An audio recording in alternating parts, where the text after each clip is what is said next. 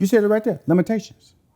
And that's the key right there, because people allow other people's limitations and vision to be introduced into their dreams will alter the course. I kid you not. I would still be at IBM. Nothing wrong with being at IBM. But believe me, when I left IBM to be a stand-up comic, there was a lot of controversy surrounding, is that a dumb move? Or is that a good move? Are you crazy? How are you gonna make money? And you know the funny part about it? I couldn't tell you how I was gonna make money. I just know that I was gonna leave IBM and be a comedian.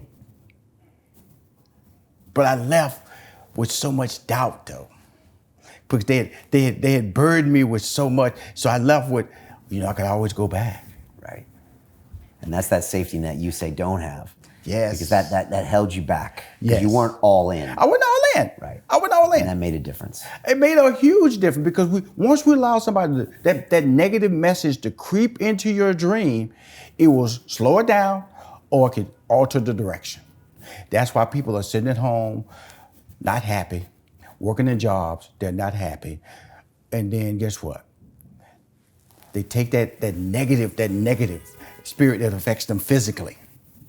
And guess what? Eventually can lead to, guess what? A disappointing life, physically and mentally. Yeah. A lot of people, though, aren't willing to sever those ties of love because it's my mom, and it's my brother, and it's my sister, even though they could probably openly admit to both of us right now that they have massive negativity and it's holding them Absolutely. back. But they just aren't willing to make the cut, and go forward. What do you tell kids? I'm gonna tell you something. You have to write down, it really is simple, write down the pros and cons of that relationship. You have to write down and you will see that the cons will outweigh the pros. And then you have to say, what do you really want to do? I'll tell people, when people hit 40, 50, 60, I'm gonna tell you something, they basically have given up on their dreams because they have in their mind, based on the system that surrounds them, that they cannot achieve it because they're getting too old, there's not enough time. Because you get it in financial meetings. They'll tell you, well, you gotta invest differently if you're 40 versus 30 versus 50 versus 40. They'll tell you right there's a clock that you might not be able to achieve financially. So things are put in place throughout your whole life to tell you when you reach a certain age, stop. Right. You'll never achieve it. And you don't believe in any of that stuff. You cannot. But people do that. But the power of the youth, though.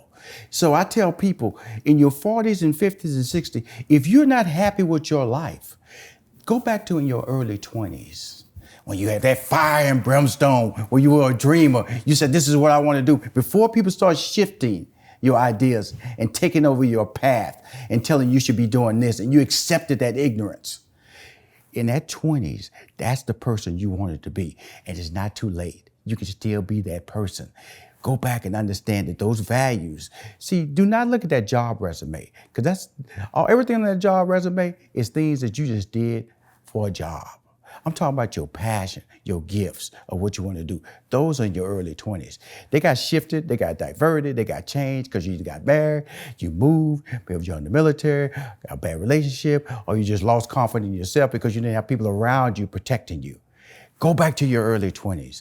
And start shaping your future. And do not let your age stop you. 40, 50, 60, just numbers. I don't care.